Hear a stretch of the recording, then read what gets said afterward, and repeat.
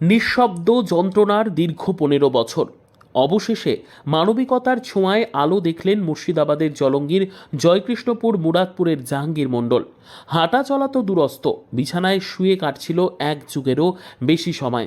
আর সেই নিঃশব্দ লড়াইয়ের খবর পৌঁছতেই ব্যবস্থা নিল রাজ্য তৃণমূল যুব কংগ্রেস নেতা অভিষেক বন্দ্যোপাধ্যায়ের সেবাশ্রম মডেলকে সামনে রেখে জলঙ্গি পঞ্চায়েত সমিতির সদস্য এবং রাজ্য তৃণমূল যুব কংগ্রেসের সম্পাদক রাকিবুল ইসলাম রকি নিজে উপস্থিত হন জাহাঙ্গীর মণ্ডলের বাড়িতে।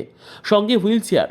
শুধু জাহাঙ্গীর মণ্ডল নন, একই সঙ্গে থ্যালাসেমিয়ায় আক্রান্ত দুই কিশোর তাজমিন ও আজমিন, যাদের পক্ষে স্বাভাবিক চলাফেরা প্রায় অসম্ভব, তারাও পেল হুইলচেয়ার। স্থানীয় পঞ্চায়েত সমিতির সদস্য আদম রসুল মণ্ডল, বুথ সভাপতি, গ্রাম পঞ্চায়েত সদস্যরা এবং দলীয় নেতৃত্ব একসঙ্গে বৈঠক করে এই মানবিক পদক্ষেপ নেন। শুধু হুইলচেয়ার নয়, প্রতিশ্রুতি দেওয়া হয়েছে সরকারি সমস্ত সুযোগ সুবিধে যাতে এই অসহায় পরিবারগুলি পায়, তার পূর্ণ দায়িত্ব নেবে প্রশাসন। একটা হুইলচেয়ার হয়তো খুব বড় কিছু নয়, কিন্তু কারো কাছে সেটা গোটা দুনিয়া।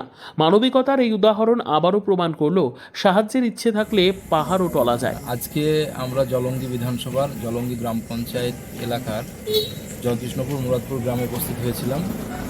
এখানে জাহাঙ্গীর মণ্ডল নামের একজন বয়োজ্যেষ্ঠ ব্যক্তি, দীর্ঘ 15 বছর ধরে তিনি বিছানাগত অবস্থায় পড়ে রয়েছেন, চোখেও দেখতে পান না এবং নিজেও হাঁটতে পারেন না। সেই সঙ্গে সঙ্গে এই গ্রামেই তাজমিন এবং আজমিন নামে দুই ভাই, একজনের বয়স 15, একজনের বয়স 13, দুজনই থ্যালাসেমিয়া রোগে আক্রান্ত এবং থ্যালাসেমিয়ার সঙ্গে সঙ্গে রিকেট রোগ রয়েছে, অস্থি বিকৃতি রয়েছে, ফলে হাত পা তাদের সচল নয়, ফলে তাদের পক্ষে চলাফেরা করা খুব কঠিন।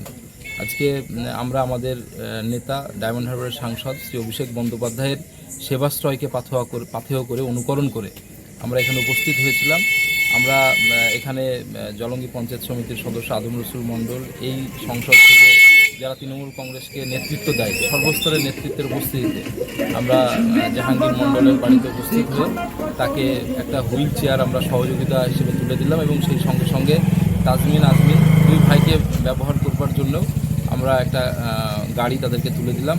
এবং আগামী দিনে তারা যেহেতু থ্যালাসেমিয়া আক্রান্ত, তাদের আধার কার্ড এখন পর্যন্ত হয়নি, কোনো সরকারি পরিষেবা তারা পায় না, সমস্ত রকম সরকারি পরিষেবা থেকে বঞ্চিত রয়েছে।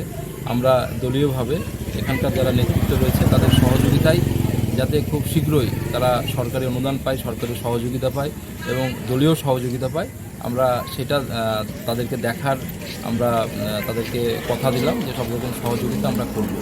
আজকে মূলত অভিষেক বন্দ্যোপাধ্যায়ের সেবাশ্রয়ের অনুকরণে, সেবাশ্রয় থেকে